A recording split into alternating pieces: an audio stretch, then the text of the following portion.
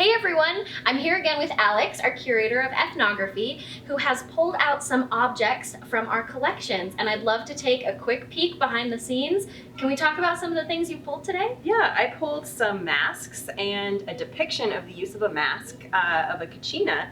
And because we've been wearing masks so much lately for the greater good of the community to keep us all safe, I wanted to pull these masks from many different cultures around North America that highlight the many uses of masks cross-culturally that people employ, and also they're really beautiful and interesting to learn about.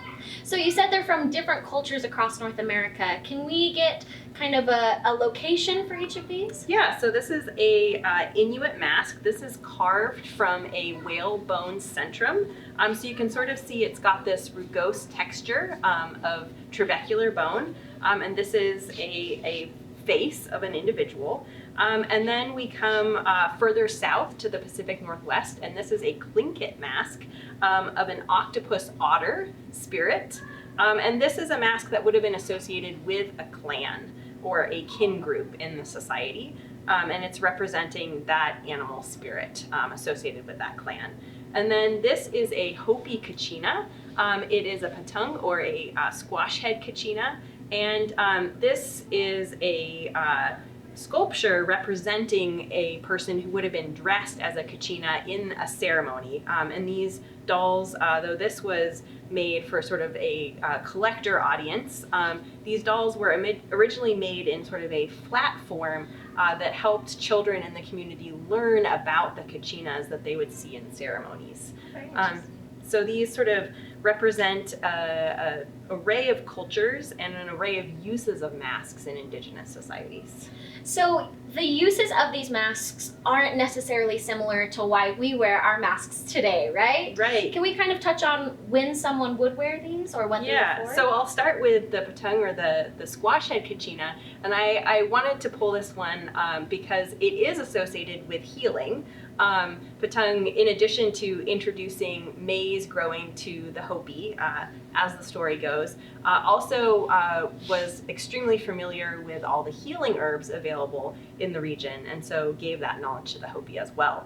So squash kachina is really important from a healing perspective, which I thought was appropriate. Definitely. Yeah, so this person who would be being inhabited by the patung kachina in a ceremony would be wearing a full head mask, just like you see on this doll, in the shape of a gourd or a squash. So they would be channeling this spirit. So we can move on to this Tlingit mask, and I'm going to put my gloves on so I can raise it up towards the camera so you can see it better. So we wear these gloves to protect our objects, as well as in some cases to protect ourselves from the objects. So this is an octopus otter depiction, and this would have been a totem of a kin group in Tlingit society. And this mask, though it hasn't been worn in dances, community dances, this is what it would have been used for. So many of these objects that we're showing you were purchased by living artists for inclusion in the museum collection, and haven't been used in ceremonies or dances. But this would have been used in a dance. And would be associated with a certain clan group. And you can see these awesome tentacles here coming off the bottom of this individual's face.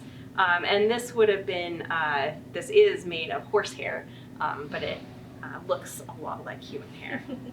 And now moving north, we move up into the Arctic region, and this is a mask that was created by Inuit peoples, and it's carved from a whalebone centrum. So centra are the round part of our vertebral column, our vertebrae, and whales obviously have a much bigger vertebral column than we do. So this is that centrum part of the whalebone, and you can see the sort of rough rugose trabecular bone that makes carving it pretty easy. And this would have been worn by a shaman, but again, this was never used in a ceremony. It was purchased by the artist for our collection.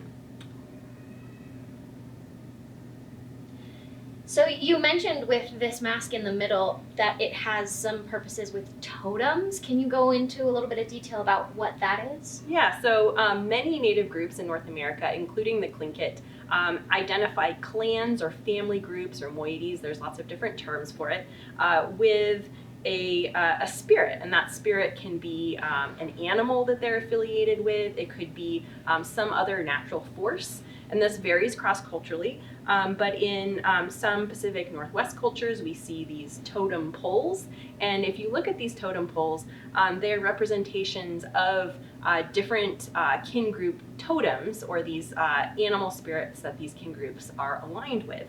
So this octopus otter is one such totem that would have been represented by this mask and regalia as part of a dance. Wonderful, thank you. So I do want to ask a little bit about your research. How did you get into this? Where did you want to start with all of this? And how has it led to where you are now, a curator at the museum? Yeah, so I started as an archaeologist trained in California archaeology, and did a lot of work with the Ohlone peoples in the San Francisco Bay Area. And the questions I ask are really focused on understanding how women and families make decisions about how many children to have, and how to raise those children, and how to balance childcare and work. So I'm really interested in how that happened prehistorically, historically, and now in contemporary societies, including Indigenous societies of North America. So I study things like breastfeeding behavior, cradle technology that women and families use to safely transport infants, and I also am interested in other types of technology that people made prehistorically and ethnographically or historically, like footwear technology and how that affects the biomechanics of runners and walkers. But I think the big through line of my research is understanding the life ways of Indigenous peoples, and finding ways to incorporate their voices into that research. So we have a big project coming up at the museum interviewing Indigenous peoples whose cultural patrimony is in the museum, and we really want to center that knowledge of Indigenous peoples, of their own cultures, rather than sort of white outside interpretations of their cultures. So you're the first scientist that I've interviewed for these behind-the-scenes events that has the opportunity to learn more about the objects in the collection from living voices. Unfortunately, with paleontology and paleoarchaeology, we can't interview a dinosaur, and so this has really been interesting to know that we're still incorporating living voices and cultures that are still here to learn more about these artifacts. Yeah, looking at our ethnography collection, so these are items that were collected historically or in modern time period, help us understand the links between the Indigenous people living here today and their ancestors who have always been on this land. And it's a privilege to be able to talk to them and learn more about their lives and their culture in a way that other curators can't do with their collection. So there's no dinosaurs around, unfortunately. Now, before we conclude, you're the curator of ethnography here at the museum. What is ethnography? That's a good question, and I get that question a lot. So ethnography is within the field of anthropology, which is the study of people. And ethnography is the study of living people. So I look at historic records or interview living people to learn more about their lives and their cultures. Well, thank you so much for talking to us today, and thank you for tuning in to Behind the Scenes events this year. We hope you continue exploring our collections online and in person with your masks here at the Natural History Museum of Utah. We hope to see you soon.